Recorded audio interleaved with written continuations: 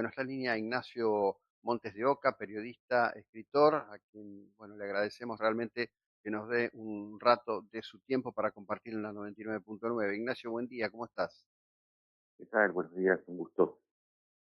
Bueno, vos venís trabajando, venís siguiendo, yo te sigo obviamente en X, y ayer vi tus posteos sobre lo que está ocurriendo en Siria, en donde, bueno, se produce una situación que por lo visto no estaba en el conocimiento de la mayor parte de los actores que tienen intereses en Medio Oriente, dada la magnitud y la sorpresa que significó el ingreso de sectores opositores a Hafez el-Assad en la zona de Idlib y en toda la zona de Alepo. Y bueno, quisiera que nos digas un poco cuál es el escenario que estás leyendo de lo que ocurre allí. Sí, hace 4 años que el escenario sirio no se estaba moviendo, uno lo tenía como una base de Rusia y de Irán.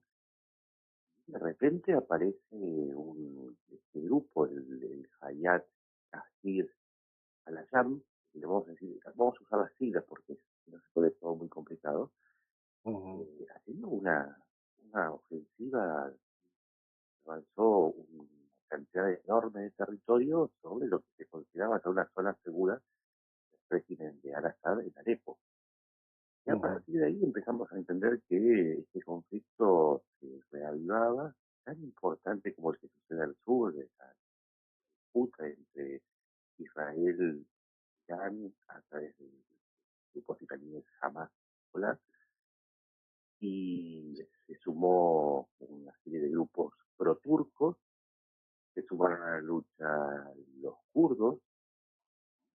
Bueno, en este momento el escenario está tremendamente caliente y Medio Oriente nos vuelve a dar la sorpresa que nos despierta con otro conflicto más, porque bueno, Medio Oriente es una concatenación de conflictos irresueltos que se van sumando y que hacen que cada año que pasa el mundo se vuelva un poquito más inestable. ujú. Bueno, de hecho, digamos, la maldita herencia británica, ¿no? Con sus juegos de intereses en Medio Oriente entre la Primera y Segunda Guerra Mundial, sigue dejando una huella política difícil de entender, pero Hay digamos, algo más, se habla también. ahí, ojo, ojo porque antes de los británicos estaban los otomanos. Sí, claro, obvio. Y claro, Los grandes, los británicos hicieron, agarraron el lápiz y dibujaron las fronteras como les convenía, separando naciones o borrando naciones, pero sobre el Imperio Otomano que también venía haciendo lo mismo, con lo cual llegamos hasta la caída de Constantinopla. Por eso son ujú. conflictos tan difíciles de resolver. Sí, de resolver y a su vez de intentar comprender, porque bueno, digamos que los actores siguen jugando su partida. Ahí han aparecido los ucranianos como aliados de algunos de los grupos, los kurdos, ¿Mm? que son un pueblo que busca la posibilidad de existir como nación, digamos, perseguidos por el régimen turco, enfrentados también con el régimen sirio, eh, Con, con demasiada, el demasiada iraní gente y con el sufriendo, ¿no? iraquí. ¿Sí? Sí, sí, claro, obvio. El pueblo, porque muchos hacen marcas por Palestina, y es Ujú, razonable su punto de vista, pero nadie marca por los kurdos, que son entre 35 y 45 millones de personas, y son el pueblo y territorio más grande del mundo. Pero nadie se acuerda de los kurdos. ujú. No, no, no, prácticamente yo diría que en la conciencia occidental, por lo menos, los kurdos no existen. Me ha pasado en más de una ocasión estar hablando de este tema y tener que hacer toda una explicación y dar toda una vuelta para algo que no logra aprender y que la comunidad internacional ignora olímpicamente, es decir, porque, digamos, el gobierno de Tayyip Erdogan bombardea, ataca, mata indiscriminadamente y no hay nadie gritando en ninguna capital europea por los kurdos, ¿no? Mucha gente se horroriza con las cifras de Gaza, pero, a ver, doy un par de cifras de lo que sucede en Siria, donde vos tenés por lo menos 600.000 muertos, 2 millones de heridos, y ya van llegando a 6 millones de desplazados, más otros 6 millones de desplazados internos. No sé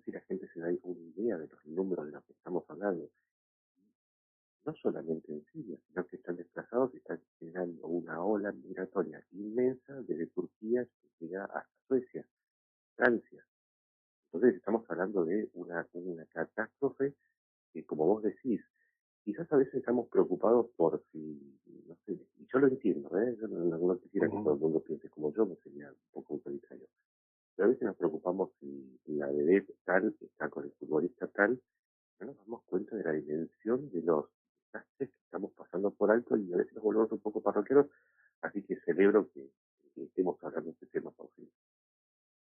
Sí, yo realmente aquí hacemos el mejor esfuerzo posible por mantener estos temas en la atención de la audiencia. Hay que reconocer también que a nivel de una audiencia como la de la República Argentina es un poquito complejo porque el set de medios metropolitanos no ayuda en nada, digamos, tiene una Ujú. agenda completamente distinta, porque tendrían la capacidad de interesar de un modo más masivo a la sociedad y sin embargo probablemente ni estén enterados de que esto está ocurriendo.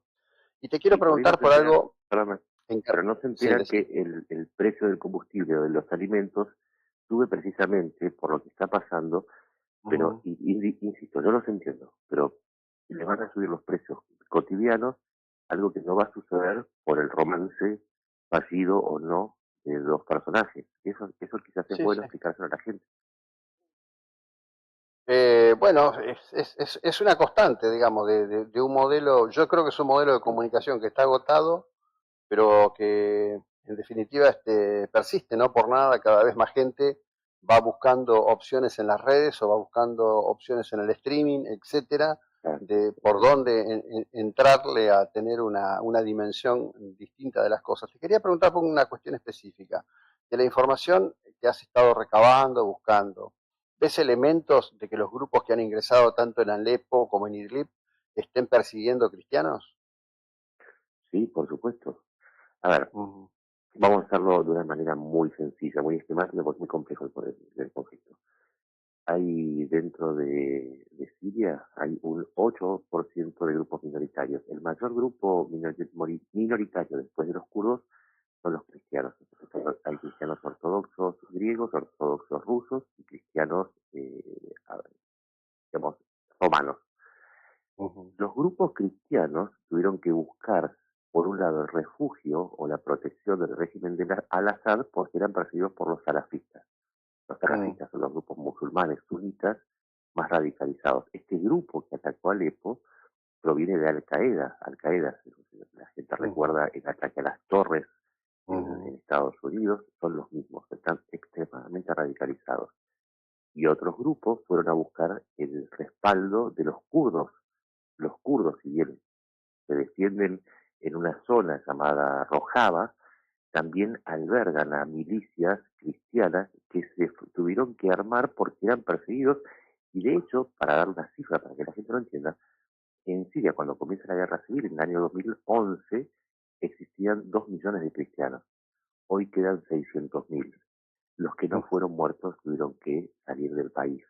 Entonces hay una persecución sistemática de cristianos, de kurdos, de yazidíes, asirios, caldeos, levantinos. Hay una cantidad, diría, hay más o menos 20 grupos que son perseguidos por los salafistas y a la vez por el régimen de Al-Assad y cuando no por los otros dos actores que es el gobierno turco, que quiere establecer un gobierno pro-turco obviamente, ujú. y por el ISIS.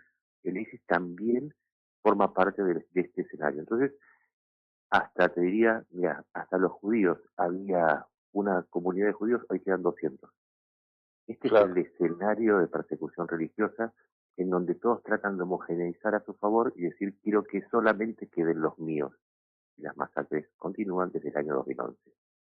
Claro, lo que estamos hablando concretamente es de un escenario horroroso no le podríamos llamar de limpieza étnica, pero de limpieza y homogeneización religiosa por factores completamente extremos del Islam, que a su vez son actores que están enfrentados entre ellos mismos, ¿no?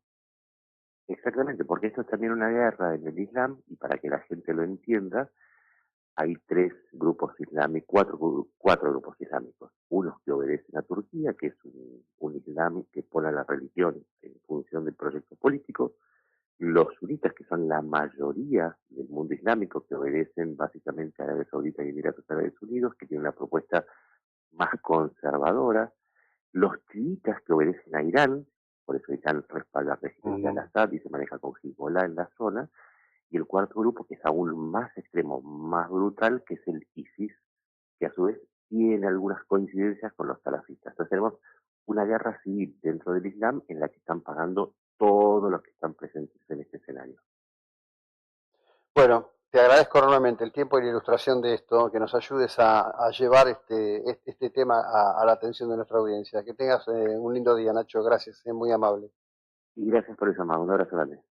Bueno, a quienes escucharon es al periodista Ignacio Montes de Oca, si lo quieren seguir y vale la pena que lo sigan. En Twitter su cuenta es Nacho Montes de Oca.